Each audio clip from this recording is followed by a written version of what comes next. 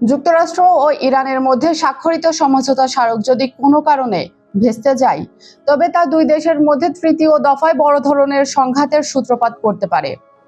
Tehran ভিত্তিক এক রাজনৈতিক বিশ্লেষক সম্প্রতি এই আশঙ্কার কথা জানিয়ে উভয় পক্ষকে সতর্ক করেছেন। তার মতে, নতুন করে কোনো উত্তেজনা তৈরি হলে তা পরমাণু সমঝোতার ভবিষ্যৎকে পুরোপুরি অন্ধকারের দিকে ঠেলে দেবে। এর আগে 2015 সালে দুই দেশের মধ্যে 12 দিনের একটি যুদ্ধ সংঘটিত হয়েছিল। এছাড়া চলতি বছরেও দুই পক্ষ 40 দিনের এক রক্তক্ষয়ী ও তীব্র সংঘাতের মুখোমুখি হয়।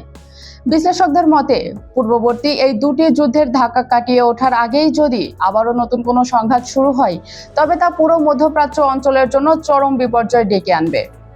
তেহরানের university of applied science and টেকনোলজির অধ্যাপক মোস্তফা খোরশেশম এই বিষয়ে তার সুনির্দিষ্ট মতামত তুলে ধরেছেন। তিনি স্পষ্ট ভাষায় বলেন, যুক্তরাষ্ট্র যদি এই দ্বিপাক্ষিক সমঝোতা স্মারকের শর্তাবলী ও প্রতিশ্রুতিগুলো সঠিকভাবে মেনে না চলে, তবে বিশ্ববাসীকে অবধারিত তৃতীয় একটি যুদ্ধ প্রত্যক্ষ করতে হবে। অধ্যাপক খোরশেশম আরও উল্লেখ করেন যে, এই সম্ভাব্য তৃতীয় যুদ্ধটি আগের দুটি সংঘাতের চেয়েও অনেক বেশি বিধ্বংসী, সুদূরপ্রসারী ও ভয়াবহ রূপ ধারণ করবে। চলতি বছরের যুদ্ধটি গত বছরের তুলনায় অনেক বেশি জোরালো ও আক্রমণাত্মক ছিল। ফলে পরবর্তী সংঘাত কেবল ইরান বা যুক্তরাষ্ট্রের সামরিক ও অর্থনৈতিক ক্ষতিতেই সীমাবদ্ধ থাকবে না, বরং সমগ্র অঞ্চলের স্থিতিশীলতা ধ্বংস করবে। উদ্ভূত পরিস্থিতি নিয়ে ইরান সরকারের অবস্থানও ব্যাখ্যা করেছেন এই বিশ্লেষক। তিনি জানান, তেহরান এই দীর্ঘমেয়াদী সংঘাতের স্থায়ী অবসান ঘটাতে সম্পূর্ণ প্রতিশ্রুতিবদ্ধ।